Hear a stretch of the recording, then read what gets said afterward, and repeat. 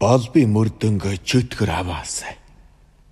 Дэлхийн бөмбөрцөгт Монгол хүн мөр гаргаагүй улс гүрэн арал талай тэнгис гэж үгүй. Монголчууд бид хаа явсан газараа дуулан тарж гэмт хэрэгт орооцолдож явдаг улс. Нэг үгээр Монгол хүний орж үзээгүй харь шорон өнөөдрийн байдлаар хуруу дарам цөөхөн аж. Европ, Америк төв, Африкаас өгсүүлээд зүүн өмнөд Азийн шоронд манай залуус гэмт хэрэг үйлдэж хар тамхины 8-нд оролцсон хэрэгээр хоригдож байна. Цас төвдөөс өгсүүлээд балбын шоронд хүртэл сахил хүртсэн Монгол хувраг ороод гарчээ. Ингээд тэрнтэй хийсэн ярилцсанаа та бүхэндээ хүргэе. Ээлж нэгэн бичлэгээрээ уулзаж байгаа том баяртай байна. Бичлэг эхлэхээс өмнө манайхан YouTube сувгаа subscribe хийгээг бол subscribe хийгээрэй. Мөн бичлэг дээрээ лайк дараад үзээрэй гэж хүсье. Баярлалаа. Ингээд хамтдаа бичлэг рүү орцгоё. Та хэдэн онд ямар шугамар энэтхэг рүү бурхны нов сурахаар явсан юм бэ? Би 2007 оны 6 дугаар сарын 12-нд 5 жилийн хугацаатай энэтхэгийн Сриажид татсанд бурхны нов сурахаар очсон. Миний шавлан сууж байсан хэд надад тусгайлан урилга ирүүлж тэгээд визэнд орж эрдэм номтой сайн хуурга болохоор эх орноос гарсан юм л да. Өмнө нь манай хийдээс энэтхэг сурж байгаад ирсэн 2 лам намайг хөргөж өгөөд бутсан юм. Бурхны ном сурахаар энэтхэг явсан хүн яаж яваад балбын шоронд хоригдчихдаг вүлээ? Би 2011 оны 4-р сард балбаар дамжиж Монголд ирэх зорилгоор балбад очсон юм. Тэнд бурхны ном үзээд чадaltaй лам номтой хураг болох ямарч боломжгүй. Бас дээр нь бэлгийн дарамт, бэлгийн хүчирхийлэл гэдэг жинхэнэ утгаараа хөгжсөн газар. Би энэ тухай олон сонин сайтад яригдсан болохоор надад одоо дахиж яриад байгаа үндэ алга да. Ингээд л аргагүй ирэхэнд их орон илгэн садантаа хүрэхийн тулд балбын хэлийг хууль усаар нэвтэрсэн гэдэг үндэслэлээр шоронд орсон. Шоронгийн нөхцөл байдлын хувьд маш хүнд. Зурагтар гардаг Америк, барууны шоронд дэрэгдэн дэв ажил гэсэн үг. Ядчил ганц удгийн мөрдөнд суугаад гарсан хүний ярианаас би балбын хорих мөрдөнгө дэлхийн хамаг ийм муухай шорон гэж дүгнэхэд хүрсэн шүү. Тэнд хүн тураалаар биш аман цангаад л өгөж байдаг.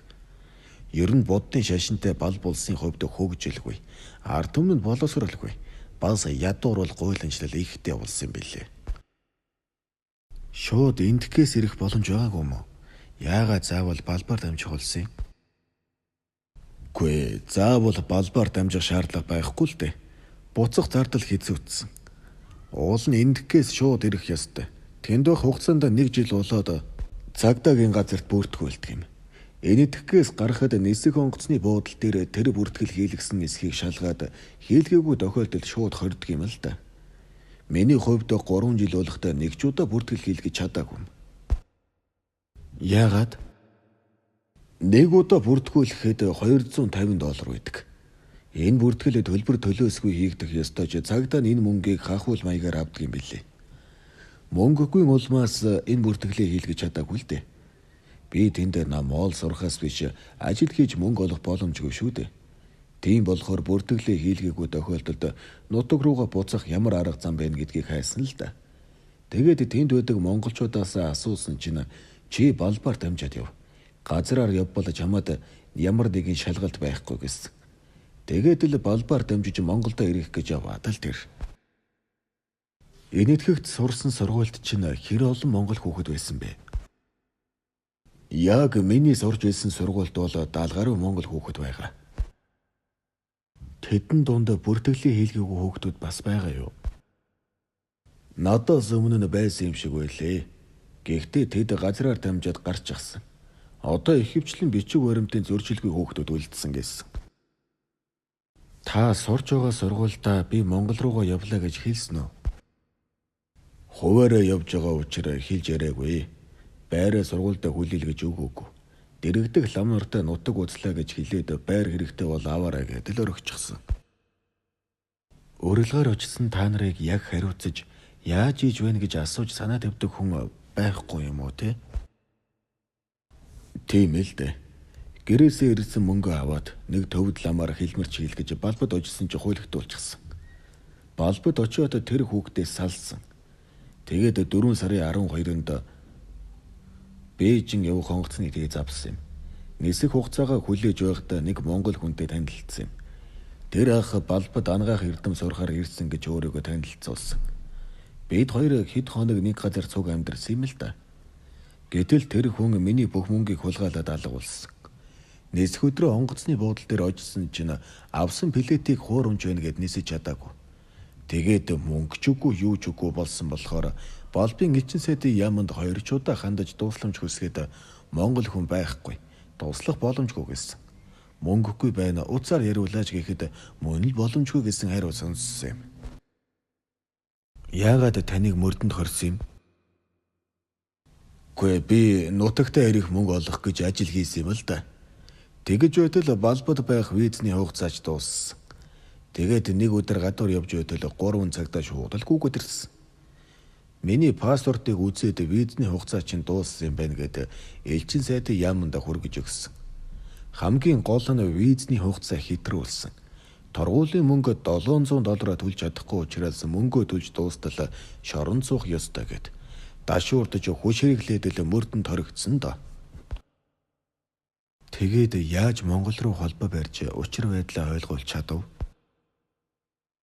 Намайг балбын элчин сайдын яамн дээр байхад Дингэ гэдэг төвд лам ярьж уулзсан юм. Тэр хүн Монгол сурж байсан болохоор монголоор чөлөөд ярьдаг юм билээ. Тэгээд би бүх учраа хэлсэн л дээ. Тэр лам чиз битгий санаа зов. Удахгүй Монголоос хүмүүс ирнэ. Тэгэхээр нь би чиний тухай тэдэнд хэлнэ гэсэн. Гэхдээ хизээ ирнэ гэдгийг хэлээгүй. Тэгээд маргааш нь би хорих руу шилжсэн.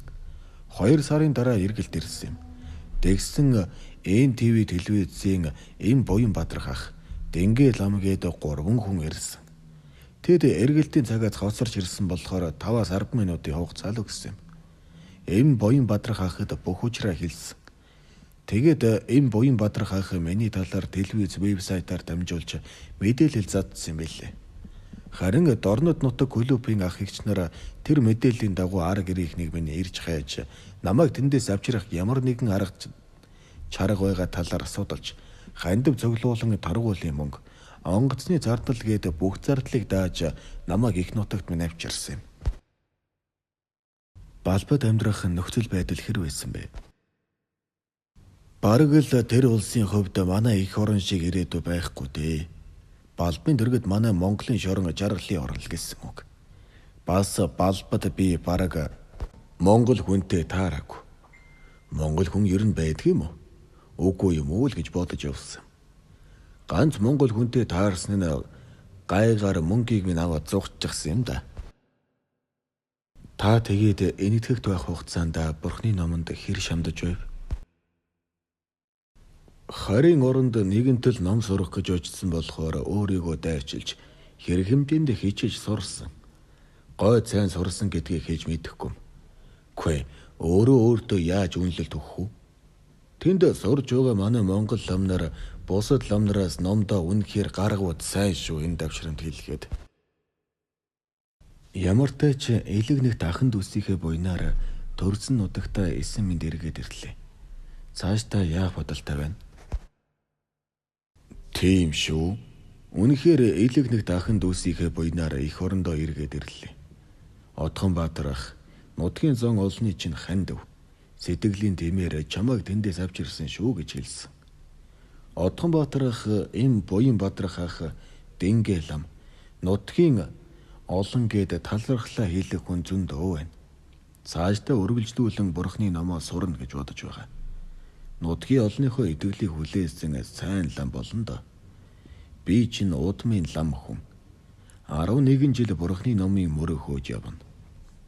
Цаашдаа ч гэсэн Бурхны ариун номын мөрөөр явж ард түмэнтэй хэрэгтэй сайн лам, сайн хувраг байх болно гэдгээ энэ яриацлагын төгсгөлд бас сонсогчдод бас дамжуулан хэлэх байна. Урилгыг минь хүлээж авч надтай ярилцсан танд үнэхээр их баярлалаа. Таны цаашдын сурах үйл явдалд үнэхээр их амжилтыг хүсье. Хэдий сахил хөртсөн лам хуврагч хүн гэсэн балбын шоронгоор ороод гарсан энэхүү эртээ ярилцсан ярилцлага маань энэ хүрээ төгсөж байна. Тэрнийг нууцлахын үүднээс нэрийг нь ярилцлагатаа дурдаагүй болохыг дашрамд хэлье. Хэрэв бичлэг танд таалагдсан бол YouTube суугаа subscribe хийж мөн бичлэг дээр лайк дарж бас комент бичиж үлдээвэл үнэхээр их баярлалаа шүү. Баярлалаа. Дараагийн бичлэгээр хэдүүлээ дахиад уулзъя. Түр баяртай.